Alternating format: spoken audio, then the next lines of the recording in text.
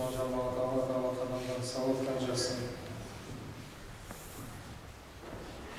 Al-Waqtu kes-sayfi lam taqta'hu qata'at.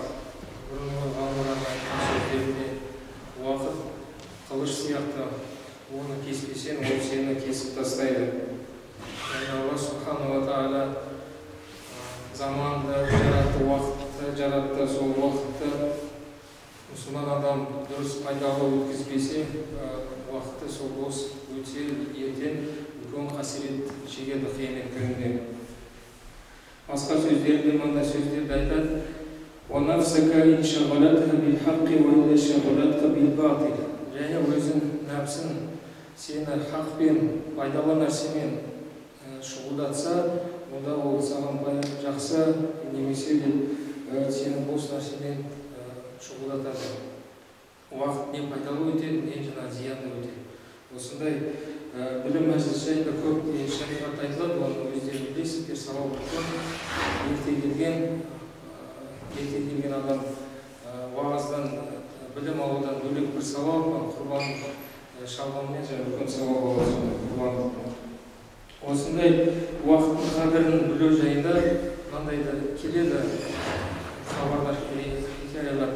Бір кездерде Абу Юсуф имам Азам шәкірті жайында хабар келеді.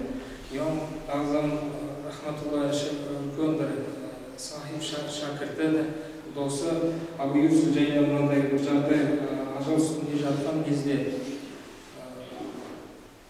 бір кезде бір нәрсе білім іздейік, білім іздене ғылымды оқиық деп сондай нені айтатын сөздер. Қасындағы достар оған таңғалып, сіз осындай ажал үстінде жатып, сол кезде білімді тастамайды екенсіз. Сонда Абу Юсуф рахматуллахи айтты: «Лa'аллаху ла бa'са бихи надурсу лa'аллаху янджу бихи наджи». Еш нәрсе нетпейді.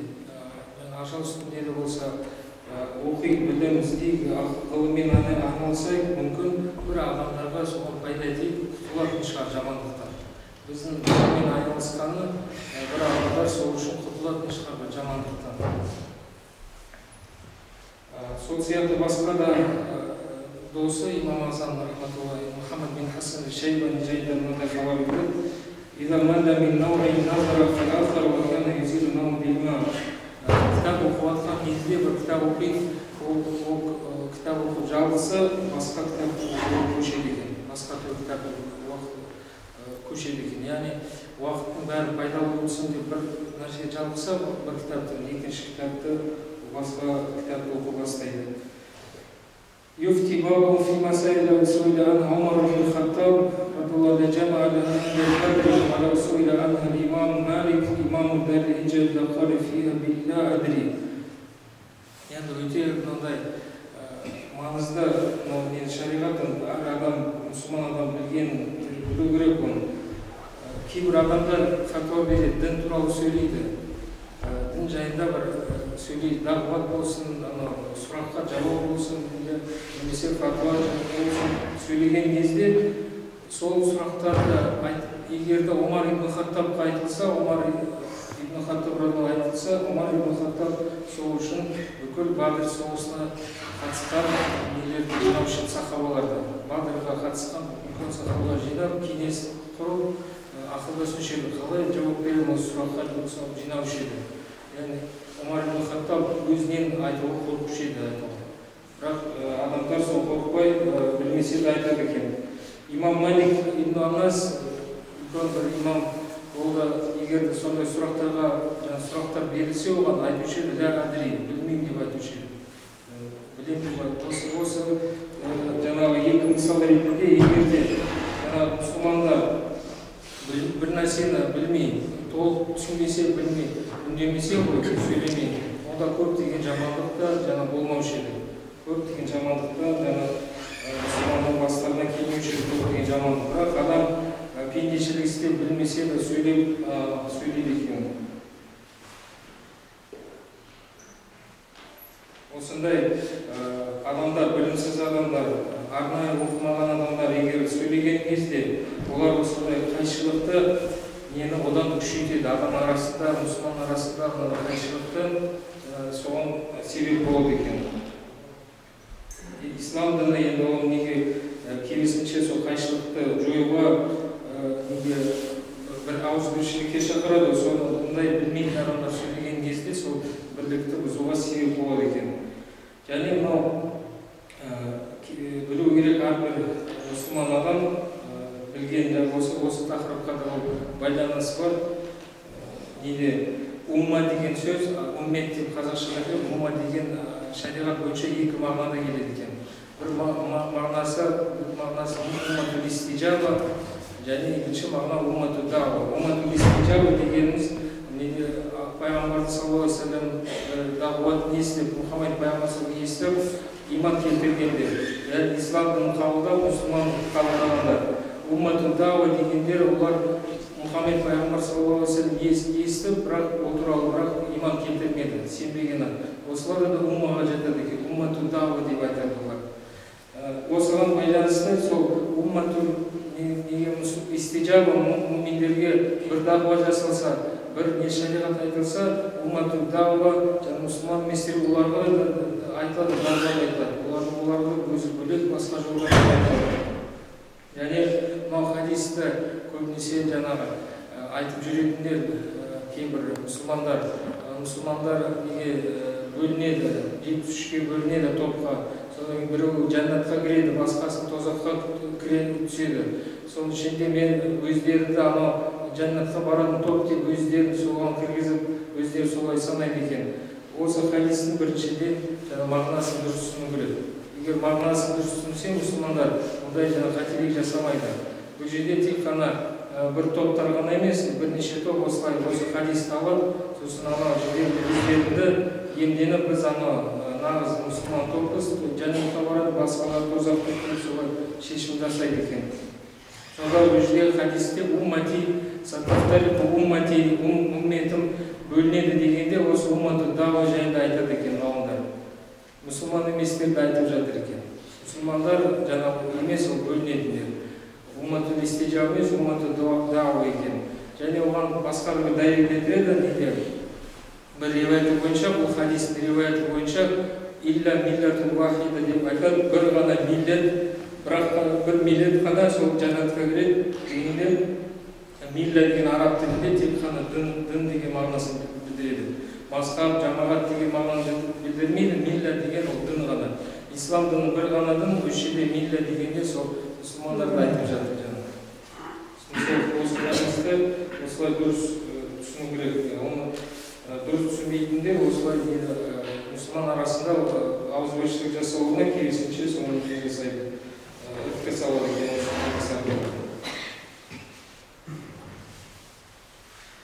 Бұл неге дін туралы сөйлеу жайында фатуа айтылған, оны бір-екі хадисті ұмытпау керек, есімізде әрдайым ұстасақ, ол да пайдасы көп. Бір хадисінде айтады, ажраука мадат фити, ажраука маданна. Сендер ең дін туралы сөйлеуге қорқпайтын адам, дін туралы фатуа айтуға, бір нәрсе сұрақтарға жауап берем деп, білем деп айтатын адам, ол тозақтан қорқпайтын адам. Жаңа алдымызда естіліп, Омар ибн Хаттаб радиаллаху анху жайында көптеген Алла Тағала өзі Құранда бірнеше жерде Омардың дұрыс деп шешімдерінде дұрысқа шығарады. Және пайғамбар саллаллаху алейхи ва саллям Омарды да мақтайды. Менен кейін егер пайғамбар болғанда ол Омар болушы еді дейді. Одан артық мақтау жоқ. Соны Омар сондай дәрежеде болса да бәрі жаңа өзінен айтпай адамдар жинаушы еді дейді. Бадырге жиналған бәріміз ақылдасып, сонда кейін айтушы еді. Дін туралы сол кезде ғана фатуа беруші еді.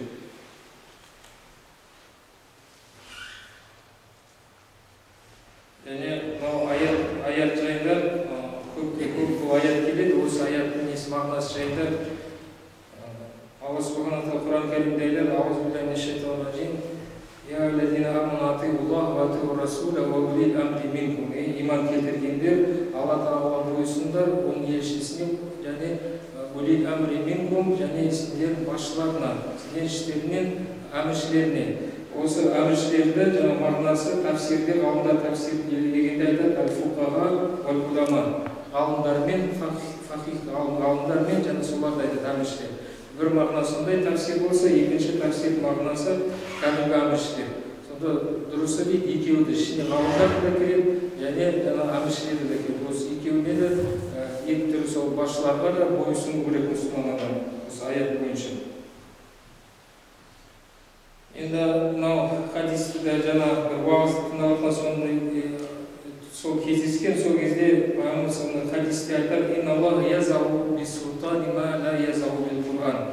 Расында Алла Тағала сұлтан арқылы жеткізеді, Құранмен жеткізе алмайтын нәрсені жеткізеді екен. Бұл жерде мағына кей кезде адамдар түсінбейді екен. Құранды қанша айтса, насихат айтса, оларға жаңа күшпен ғана, немен, заңмен, сұлтан ғана солар несін жеткізеді екен, дұрыс жолы. Сол үшін басқа бір сөзіне, сахабалардың сөзіне айтады: "Аллик асака хатта яраха ахлудар". Таяғында іліп қой дейді, қабырға үйдегілер үй үшін көру үшін деп іліп қойды. Қорқытып, жақсы сөзді бәрі түсінбейді. Бұл енді жайда насихат айту, уағыз айту, насихат мұсылман адам негізі тыңдап жүру керек. Бірақ Құран кәрімде өзі пенделешілік жайында да айтып жатады: "Валакин ла тухиббуна насихин". Насихатты сендер бірақ та жақсы көрмейсіңдер, насихат айтушыларды жақсы көрмейсіңдер. Насихат, дін әддин, насихат, дін насихаттан тұрады. Бірақ сол насихат болғанмен, мұсылмандар өзі сол бәрі насихатты да тыңдауды жақсы көрмейді. Кейбір адамдар сол насихатты тыңдамай, соларға осындай басқа шара қолданады екен. Шариғи білім, шариғат ілімі, бұл да басқа білімдер сияқты мамандықты талап етеді. Маман болу керек шариғи білімде, шариғатта. Бұл әрбір адам кішкене кітап оқып алды, кішкене тыңдады, бір жыл, бір жерде біреуден сабақ үйренді, бірден ғалым болып кетті, сол сөзінде шариғатта дұрыс емес. Дәрігерлер сияқты, дәрігерлер неше жыл оқиды, неше жыл содан кейін оқудан кейін тағы практика өтеді. Содан кейін ғана оларды рұқсат береді, жоқ па, содан кейін дәрігерлікпен айналысуға. Бұл да дінді сондай сияқты мамандық болу керек. Алла Субхана Тағала Құран кәрімде осы дін жайында айтады: "Фас'алу ахля зикри ин кунтум ла та'ламун". Егер де білмесеңдер, білім иелерінен сұраңдар. Білім иелерінен сұраңдар. Өз мамандардан сұраңдар. Және осы ғалымдардың несі айтып жатқан нелерінде, мысалы мынадай шариғаттарда мынадай маалат деген сөздер бар. Назру фи маалат. Айтып жатқан сөздің, айтып жатқан шариғат ненің дәлел, ненің айтып жатқан Құраннан, хадистен келтірген сөздерін айтқаннан кейін қандай нәтиже болады, артын қарау дейді. Сол жайында бұл қарау керек мұсылман адам. Алла Субхана ва Тағала Құран кәрімде айтады: "Вала тасуббу аллазина яд'уна Аллаха вала яттасуббу аллазина яд'уна мин дуниллахи фаясуббу Аллаха адван биғайри илм". Сендер сонда Алладан басқа бір нелерге, бұттарға тіл тигізбеңдер. Олардың оларға табынатын адамдар, оларды байқамай білімсіздікпен Алла Тағала тіл тигізеді. Осы аяттың мағынасы ғалымдар бізге түсіндіреді. Біреуге қатты сөйледің ме, біреуге сөз айттың ма, сол саған өзіне сол қатты келеді деген сөз. Артынан сен мысалы біреулердің ғалымдарын жамандадың ба, тіл тигіздің ба, ол себебі келіп сен ғалымдарынан тіл тигізеді деген. Ондай нәрсе де шариғат бойынша осы білмейтін кісілер осына қателік жасайды. Алла Субхана Тағала Муса пайғамбарды Харунмен жіберген кезде Фирғауынға айтты: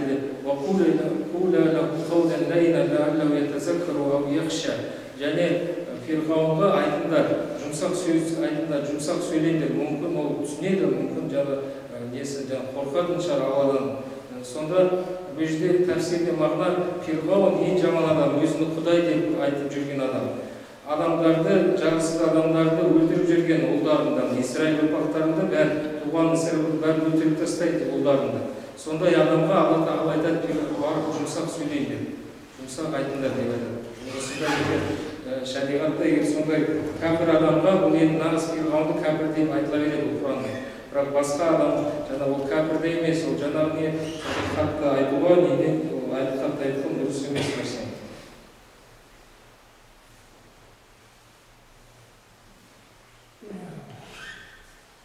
Кейбір мынандай қателік сөйледі кейбір мұсылмандар. Өткен нәрсені ұмытып, өткен нәрсені жоққа шығарады. Қанша 10 ғасыр бойы, 14 ғасыр бойы қалдырған еңбектер бар. Тафсир, фикх, шарх хадистен басқа көптеген еңбек қалдырған, соны жаңағы жоққа шығарып керек қылмайды. Сонда олардың айтатын сылтаулары мынандай діннен айтып сылтау айтады. Біз де адамбыз, пендеміз, оларды да пенде, біз де сондай сияқты. Олар қалай дейді, Құран хадистен өздері алды, біз де солай өзімізше Құран хадистен алсақ болады деп солай үкім жасайды. Бұлдай сөздердің неде шариғат бойынша бұлай айтады. Кәлимату хаққин урида бихил батил. Сондай хақ сөз, бірақ ар жағы мақсаты дұрыс емес мақсат, қате емес. Әдемі, сырты әдемі, бірақ мақсаты дұрыс емес. Осындай нәрселерді кейбір адамдар әдемі біреудің сыртына әдемі сөзіне алданып қалатындар болады. Несіне мағынасын түсінбей, ар жағына несін қарауын түсінбейтіндер болады. Бұған мысал ретінде мынандай неде мысал келеді. Адам сөзді де түсіну керек, және несін де айтып жатқан адамды қарау керек екен. Кім сөйлеп отыр, және қандай сөз айтып жатыр. Мағынасын да түсінуге тырысу керек, және ол ғана тек қана мағынасын ғана қарамай, сөйлеп жатқан адамды қарау керек. Бұған бір мысал ретінде мынандай не келеді хадис. Бір күні пайғамбарымызға саллаллаху алейхи ва саллям отырған кезде Айша радиаллаху анха бір сахаба әйел келеді, сұрақ береді. Осы әйел баласы түнде жаңағы бір нәрсе көрсе, суды көрсе, ол не істеу керек? Айша анамыз радиаллаху анха сол кезде сол сәтте ашуланып жаңа сахаба әйелді ұрсады екен. Тарибат ядаки фадахти ниса. Сенің қолдарың неге жабылсын, жерге жабылсын, құр қалсын. Сен әйелді ұятқа қалдырдың ғой деп, жаңа ұятқа қалдырдың ондай сұрақпен. Пайғамбарымыз саллаллаху алейхи ва саллям Айша анамызға өзіне қайтарады. Бәл тарибат ядаки, сенің қолдарың жерге жабылсын өзіне жаңа. Мағынасы құр қалсын, сонда кедей болып қалсын, сонда жаңа қатты сөздер. Сонда осы хадистің Муслим риуаят еткен хадисінде шартында мынандай ғалымдар қадият Малики мазхабының ғалымы соны шарт еткенде осы жерде мынандай сөздерді айтады. Бұл жерде мағына қандай? Мағынасы ақыл бар адамдар, ақыл иелері, мұсылмандар бұл жерде неге қарау керек? Адамға да қарау керек, және неге де сөзге де қарау керек. Қандай сөзді айтты? Жақсы сөз, жаман, қатты ма, жұмсақ, және кім айтып жатыр, соған да қарау керек, екеуіне де. Өйткені Мұхаммед пайғамбар саллаллаху алейхи ва саллям Айша мен жақсы көретін адам дейді. Жақсы көрген адамға қатты сөз айтылғанымен, бірақ ар жақ несі мақсаты жақсы ол сөздің. Сол сияқты неде адамға қарау керек. Мысал ретінде бұл түсінікті болу үшін. Кейбір адамдар болады сөзді әдемі сөйлеп жатады, сөзді әдемі, бірақ та мағынасы дұшпан мағынасы. Жаңа сізді басқа жаққа тартылады. Сізге жаңағы жақсылық қаламайды, сізге де еліңізге де басқа жақсылық қаламайды. Ол өзінің ар жағында мақсаты бар, саясаты бар. Сіз оны әдемі сөзіне ғана, айтылған сөзіне ғана алданып қалсаңыз, сонда жаңағы қателесіп қаласыз.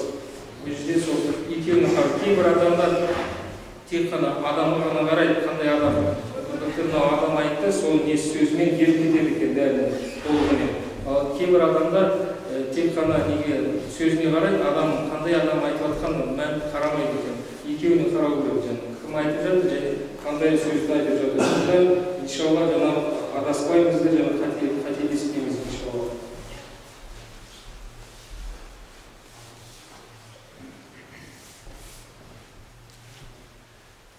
Осы неге байланысты адам шариғатта айтады, неде тәсір жасайды, және өз әсерді алады, өз бетінде, сонда жаратылысында сондай несі бар. Біреуге тәсір жасайды, немесе өз бірден әсер алады екен. Осы жайында мынау хадис жайында есімізге түсірсек, бұл жерде сол мағынасын айтады.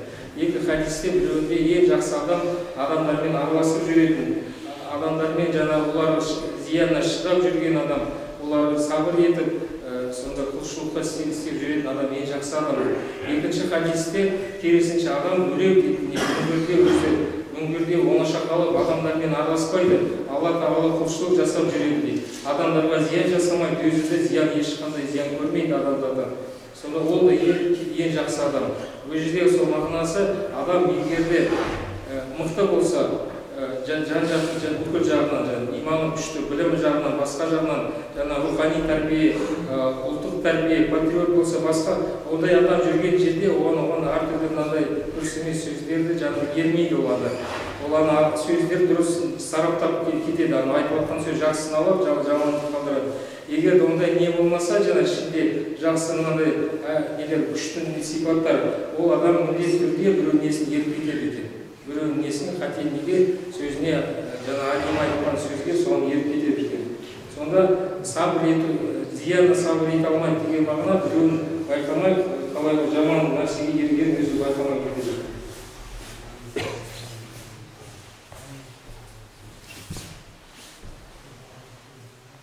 Құлшылық жасау жайдан құлшылықта мұсылман адам құлшылық жасайды. Содан кейін иншалла жаңа дінге келеді, құлшылық етеді, намаз оқиды, оразасын ұстайды. Содан соң неде жаңағы Аллахтың бірлігін несін сақтайды.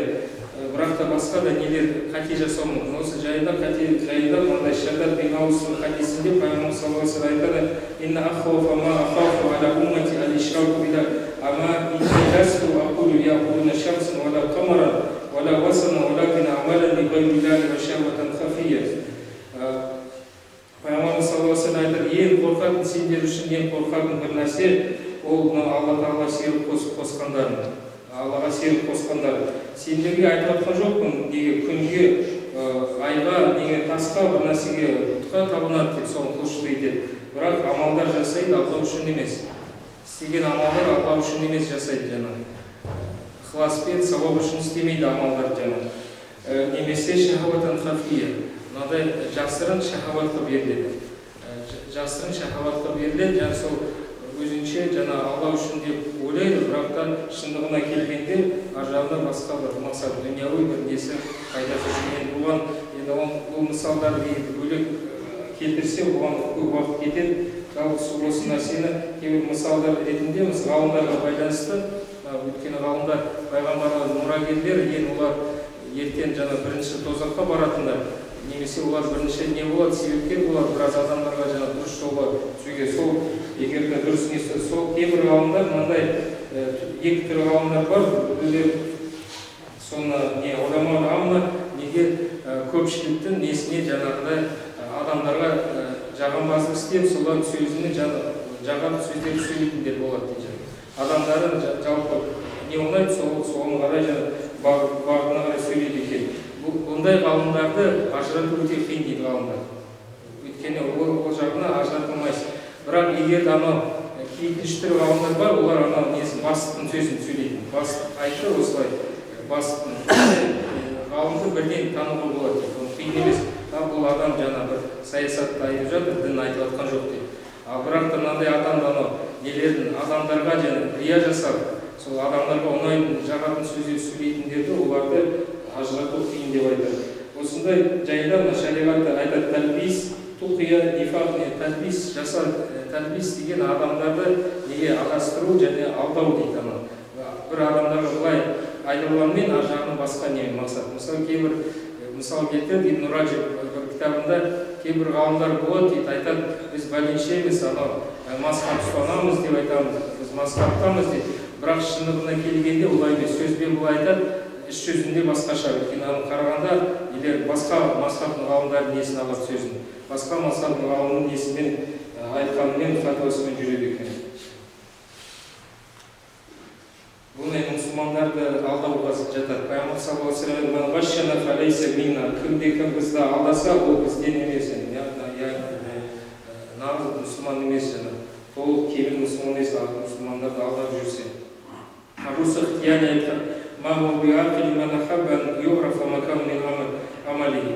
ақылы жоқ адамда кім дейді, өзіңді амал жасап жатқан кезде, өзің несін адамдар білген, өзің бекен, атақты қуатса, немесе басқа да сондай адамдарға жақуды қаласа өзін істеген амалмен, ол адамда ақыл жоқ екен дейді. Ақылы дұрыс емес. Өйткені ол адам дүнияви пайдасын таңдады дейді. Ақиреттің алатын үлкен сауабының орнына дүнияви адамдардың ризалығын соны таңдаған екен.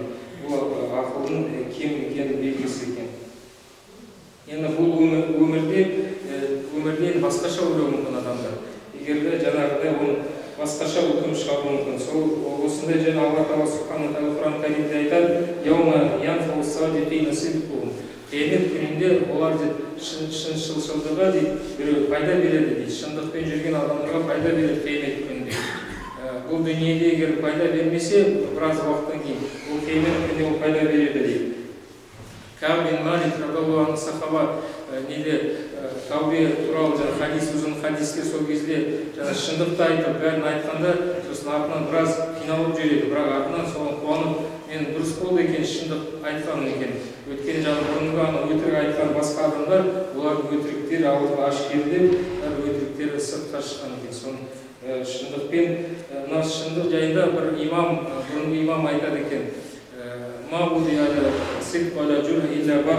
Егерде мынаны шындық неге дейді, жараға қойылса, жараны жазып жібереді.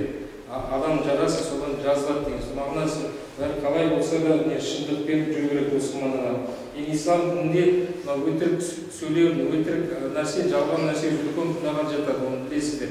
Пайғамбар саллаллаху алейхи ва саллям бір хадис шарифінде осы жайында айтып жатқан кезде айтты: "Аля ва шахадату зур, аля ва қаулу зур". Тоқтамай қайталап соны айтады екен. Сахабалар шошып, пайғамбар тоқтаса, саллаллаху алейхи ва саллям неге қайталап тоқтамай айтып жатыр екен? Пайғамбар өтірік сөйлеу, өтірік куәлік беру, өтірік амал жасау, соны тоқтамай айтады. Өйткені шарқында, сосын ғалымдар хадистің түсіндіргенде шарқында бұл өтірікті дейді, ол күнәдан сақтану өте қиын. Адам пендешілік жасап, соған дейді, әртүрлі бір дүнияви пайдасы үшін соны жасау мүмкін дейді. Басқа үлкен күнәлар жасамайды, өйткені дұрыс мұсылман, Аллаға сеніп қоспайды. Басқа күнәлар өйткені қоғам, адамдар да қасына оны істеткізбейді. Орта егер жақсы болса, ортада соған жол бермейді, оны басқа күнә істейді. Бірақ өтірік сөйлеуге жаңа сол өтірік не амал жасау, оған дейін жаңа сол жол өзі адам істеп кетеді екен. Мынандай сөздердің сахабалардың керемет сөздері бар. Ал-жамаату рахматун ва фурқату азаб. Жамағатпен болу бірге, көпшілікпен жамағатпен болу мейірім, ал бөліну, фурқа ол азап екен. Осы нәрсені, осы сөздерді жамағатпен бірге болу Аллахтың мейірімі. Жамағаттың бөліну, көпшіліктен бұл азап екен. Бұл дүниеде де азап болуы мүмкін, ахиретте де азап болады. Ахиреттен бұрын дүниеде де азапқа ұшырайды адамдар. Жамағаттың бөлінгендері бірлік сақтамалы, олар дүниеде де сол жамағаттың өзінің несін істеген істеріне. Осы жайында Муса алейхиссалам неден келген кезде Харун алейхиссалам қалдырады елді, Бани Исраилді қалдырып, сендер осы мені саған тапсырдым, Бани Исраилді қарауға тапсырдым, өзім кеттім енді Сина тауға, Алла Тағаламен сөйлесуге. Сонда неге келгеннен кейін Бани Исраил адасып кетеді, неге біреулер бұзауға табынып кетеді, бұзауға құлшылық істейді. Сонда Муса алейхиссалам қатты ашуланып, Харун алейхиссалам сақалынан тартып, тартады ұрысқанда. Сонда Харун алейхиссалам айтады, ағам неден сақалынан тартпа дейді. Инни хашиту ан тақуля фаррақта байна Бани Исраил ва лам тарқуб қаули. Мен қорықтым, ертең айтасың, сен ағам айтасың, нелер бөліп жердің дейді. Бани Исраилді, Исраил ұрпақтан екіге бөлдің. Жамағатты екіге бөлдің, соны қорықтың деп айтады. Сол үшін ертең мен сөзімді орындамадым деп айтасың деп. Көрдіңіз, сондай мәселеде де өте маңызды, ең маңызды Алланың бірлігінде, соның өзінде бірлікті ұмытпау, адамдар ауызбіршілігін несін сақтау бар. Әділеттік жайында ислам діні әділ діні деп айтады. Әділеттік ішінде мынандай үлкен мысал келеді. Сол бір күні неде Амр бин Ас баласы Мысырда бір қиптімен, сол уақытта мұсылман емесен қиптімен не жасайды? Жарысқанда қипті одан озып жүреді, жүгіруден. Амр бин Астың сахабаның баласы соған намыстанып, ашуланып ұрады қиптіде. Қипті барады, Умар бин Хаттаб радиаллаху анху соған бір шағым түсіреді, шағымданады. Осылай әділетсіздік болды, мен сахабаның баласы мені ұрды дейді. Сол кезде Умар бин Хаттаб радиаллаху анху барады, баласынды жазалайды, және әмір береді. Оны да жазаланды, және әкесінді жазаланды. Өйткені ол сахабаның баласы дейді. сол кезде өзінен емес, ол әкесі үшін, әкесі мықты болған үшін ол сондай не істеді дейді. Әкесі болмағанда ондай жасамаушы еді деп. Әкесі де кінәлі, әкесін де жазалаңдар деп айтады екен. Сонда жаңа қибетте соған мәз болып осындай исламның әділеттігіне сол кезде мынандай керемет сөздерді айтады. Бихазил адли қоматис самават вал ард. Осы әділдікпен жер мен аспан тұр. Егер әділдік болмаса, жер мен аспанды құлаушы еді деген. Бәрін Аллахтан бүкіл жерде әділдік жүр. Және осы бір себеп мұсылман арасында мына қателік болып жатқан, әртүрлі проблема, жамандық болып жатқан, ауызбіршілік болып жатқан әділеттіктің де жоғынан. Өйткені кейбір адамдар әділеттік жасамайды мұсылмандар. Алла Субхану Құран Кәрімде айтады: әділеттік жасаңдар, ол сендер туыстарың болса да, жақын адамдарың болса да, әділеттік етіңдер. Пайғамбар саллаллаху алейхи ва саллям сол сөзінде басқа хадисінде айтады: егер де Фатима радиаллаху менің қызым ұрлық істесе, менің қолымды кесемін, Алламен ант етеді, жаңа оның жақын екеніне қарамаймын. Және кейбір мынандай басқа аятта сендерді біреулерге өшпенділік болған, біреулермен дұшпан болғандар сендерге әділетсіздікке апармасын. Алла соны әмір берді. Яғни мұсылман адам жаңа жақтамайды да, және біреуге өш болған үшін әділетсіздікті жасамайды. Ал мынау шектен шығатындар адамдар оған сипаттар және мынандай сөздерді айтады: анта маи, анта қиддис, анта дилли, анта иблис. Егер де сен менімен біргесің ба, мені жақтап жүрген адам болсаң, сонда сен керемет жаңа қасиетті адамсың, қиддис. Ал егер қарсысың, сен иблиссің деп, сен шайтансың деп, сондай қағидамсың. Исламда ондай, мұсылманда ондай нәрсе жоқ. Ең маңызды нәрсе мына жерде ақиқатқа келгенде, ақиқатты мұсылман адам іздейді, әрдайым ақиқат іздеу керек. Кейбір адамдар сол ақиқатты таптым деп, сол сылтаумен жаңа несін бұзады екен. Мұсылмандардың несін жаңа сөйсін бұзады. Ақиқатты ол тапты, басқалар ақиқат білмейді деп солай жүреді екен. Сол осы жайында жаңа үлкен әр мұсылман білу керек. Ақиқат ол жаңағы неде бірнеше ақиқат болды. Ана мазхабында ақиқат, ана екінші мазхаб ақиқат, бәрінде ақиқат. Өйткені олар бәрі де мұсылман ғалымдар, сүннит ғалымдар. Олар жаңа ішінде бәрі бір-біріне әділ тең, ешқандай бір артықшылығы жоқ, бәрі де иштихад етті, бәрі еңбек жасап, Құран хадистен дәлел шығаруға әрекет жасаған. Ол жайында ғалымдар жайында айтады, мынандай сипат ғайру мағсум дегеніміз ғайру мағсум күнәдан, неден жаңағы қатеден аман емес. Ғалым ол жаңа қателесу мүмкін, және дұрыста да айту мүмкін. Қателесу да дұрыс. Яғни бір ғалымда қате болса, басқа жері дұрыс болуы мүмкін. Басқа ғалымда керісінше дұрыс бір жағы болғанымен басқа жері қате болуы мүмкін. Ешбір ғалым жоқ, ғалымдар және бір мазхаб, солардың ғана бәрі керемет дұрыс екен. Кейбіреулер бар қазір өздерінің мазхабына шақырады, олардың мазхабының ғалымдары ғана бәрі дұрыс айтады, оларды ғана дәлел Құран сүннет екен. Сондай бір нелерді адастырады екен мұсылмандарды. Бұның өзінің ар жағында неде тұрады екен? Исламның дұшпандары тұрады. Әдейі осы мұсылман арасында бұрынғы кезде ғалымдар арасында пікір талас болған. Бір ғалымдар мен дәлелім мынандай аят хадисті алдым, басқа ғалымдар мен мынандай хадисті алдым, мен бұлай түсіндім, екінші бұлай түсіндім деп. Әртүрлі жай пікір талас болған. Оны дейді дұшпандар пайдаланып, не істеп, неге қаруға айналдырып жүрген. Қазіргі кезде ол біреулер сол арқылы адамдарды өлтіреді екен.